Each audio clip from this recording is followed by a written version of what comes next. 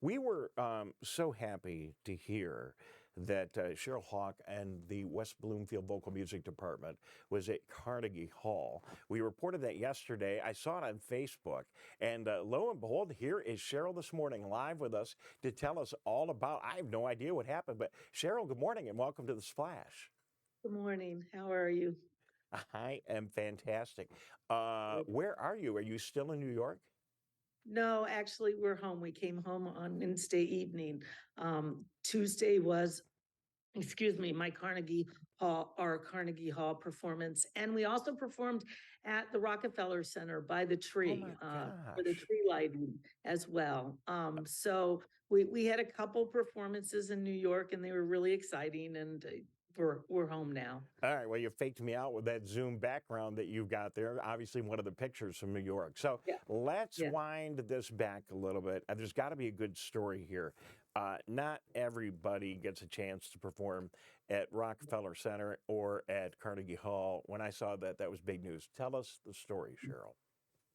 So about 9 months ago, I received an invitation for us to come to Carnegie Hall and to sing under, he's the rock star of choral music, Eric Whitaker. And I thought, what a wonderful opportunity.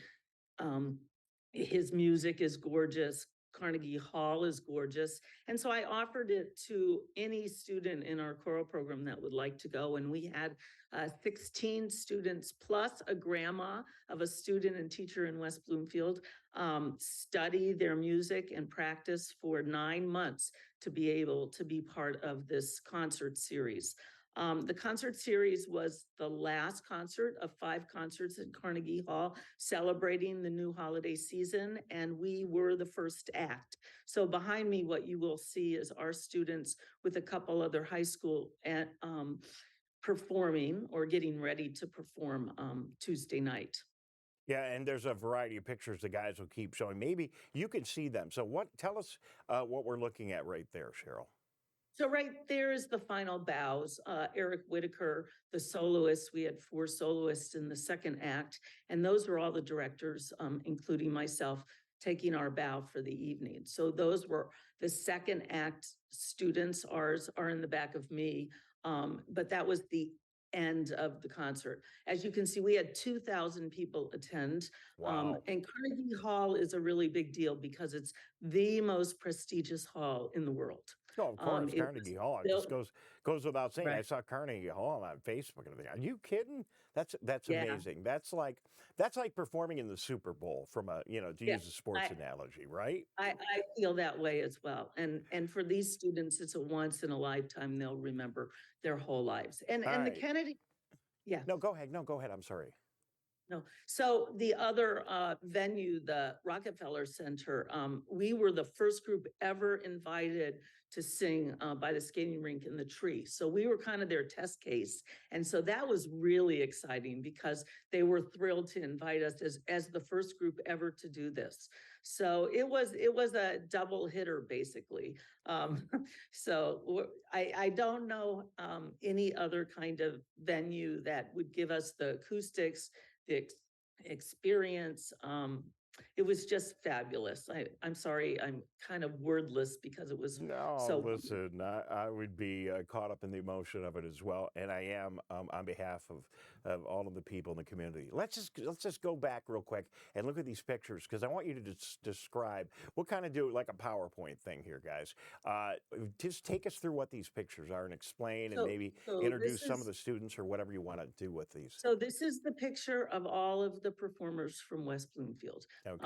This these are all the kids, and this is right after the performance. I have to do a special shout out. The uniforms were bought by the class of 2022, and so they donated the money so that everyone could have new uniforms and look as beautiful as they did. So thank you, class of 2022, for donating that money. We really appreciate it. Well, you're going to be Carnegie Hall. You got it would have been criminal not to look the part and not to have the great uniforms. Okay, let's take a look at the next picture, guys.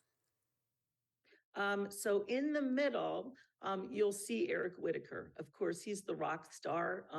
And they were just taking a funny picture with Eric. And you'll also see Carly Law. She's on the end in the first row. Her grandma also sang with us in practice. She'd come into school at 7 o'clock in the morning and practice with us. We did not practice in class because these students come from different choirs. They're not all one choir. So it was really a mixture of all kinds of students. But that was a fun picture because that was their last rehearsal and they were just being silly. All right, Cheryl, what's next, guys? We got a couple of more. There we go. This is their first rehearsal at Carnegie Hall itself, first time ever, and that's Eric Whitaker. So before we go away from that picture, you know what enters my mind when I look at this picture? I don't know if you've ever seen the movie Hoosiers. It's a movie about a small town basketball team. It may be in the 60s in Indiana, and they went to the state championship, right? And they go into this big, I think it might have been at Purdue or whatever university they were at, and they go into this big basketball arena, and they're just awestruck by the enormous size of the venue.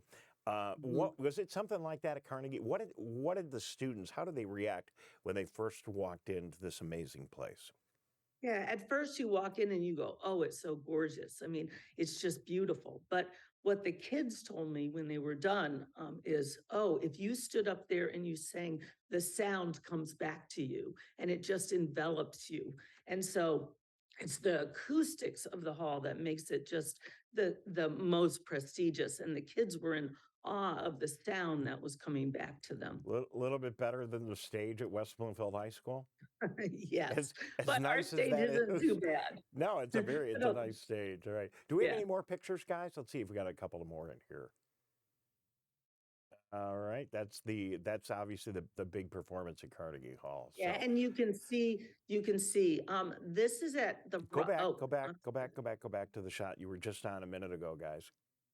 There you go. this is at Oh, the Rockefeller Center. So if you look right behind there, there's the famous Rockefeller Christmas tree. As we were leaving, they said there were 2 million people coming in for the lighting on Tuesday. you So, know, we just have yeah, so so much to be proud of here in West Bloomfield, and Cheryl, you've always done a great job with this program. And one of the things I really like is that you let the students understand the beauty of the music by getting them out and performing in in all kinds of environments. Obviously, the Laker Express at the football games, it's probably one of your most public performances where all of us see you. But I remember, a concert performance, I don't know, maybe it was last summer or the summer before, in the Concert in the Park series in Birmingham when you were playing with my good friends Byron and Michelle yeah, Kinselmo. And, yeah. it's things like that, getting together with local musicians and going out and what is quote unquote a rock concert kind of stage. And there, you guys were there too. So it's a little bit different than when I was in high school and we'd have our band or our choral concert, up on that very stage we talked about at West Bloomfield High School. These additional environments, they must have a tremendous impact on the students. I think it's really important, one, for students to see that music needs to be everywhere. And just a little plug, we're singing at the Pistons on the 18th, anyone wants to see us. And we're also singing at Greenfield Village on the 16th. So Well, um, the, these give students an idea of not just West Bloomfield, but the world. Well, make sure you email me those dates. Maybe we get a camera crew out to follow along. Did anyone shoot any video? Do you have any video of these performances in New York? We will get a video, but it is illegal to have videos except for the archives because the music is copyrighted and they want people to buy tickets to go to Carnegie Hall, not Of watch it. So course. if I get a video, I'll let you have it. All right. Well, I appreciate it. We wouldn't want to play anything illegal on Civic Center TV, but No. I think we can probably shoot a video of you folks at a Pistons game. So maybe we Yes, maybe we can get yes. out and at least see the experience, even if we can't necessarily hear the performance. So how much preparation went into this? You just don't take a bunch of students, throw them on a plane, and get them in uniforms and prepare them for the performance in 5 minutes. So, one of the pieces was 3 songs. It was 18 minutes long. So it was very difficult. We every morning at 7 o'clock met because they were different. And then after school we met. And then we studied the music all summer long. So there was a lot of preparation that went into this. All right. Let's talk about it from your standpoint. What were your emotions, your thoughts? Was it everything you thought it was going to be? Yeah, because it was for the kids. I was invited to sing as well, and I decided that it was more important for me to watch my students have that moment. And it was incredible to watch our kids just enjoy the moment, but also share their music that they worked so hard on. And I that's why I do what I do is for the kids. We missed the real headline here. It should have said, West Bloomfield Fine Arts Director of the West Bloomfield Schools turns down opportunity to perform at Carnegie Hall. Maybe. No, no, I'm just kidding around. Well, Cheryl, what a great story. And what kind of impact do you think this will have on the kids? I mean, this is something that I imagine they will live with for the rest of their lives. Absolutely. And not just the kids, grandma too, and their parents. So we had 3 incredible chaperones, and we had some VIPs come and help us as well. And I think the experience for all of us, not just the kids, was something that we'll cherish and will always hold dear. All right. Anything else you want to add about it or anything else you want to plug while you've got our ear?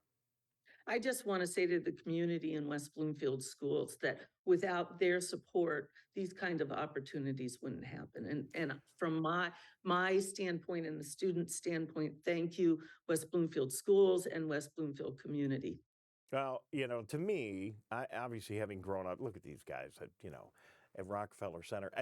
To me, these opportunities that we have here in our community are atypical. I just can't imagine thinking of a 2-week period where we have one of our graduates on TV running 2 touchdowns in front of 17 million people. And Yeah. then we've got this great musical performance at Carnegie Hall. I mean, it really is a remarkable time. And this is, there's always amazing, remarkable things happening here. But thank you for taking time to share this story with us. Congratulations. Welcome home. Glad it was a safe trip. And please extend our greetings to all of the students, and I hope they had a good time. Great. Thank you.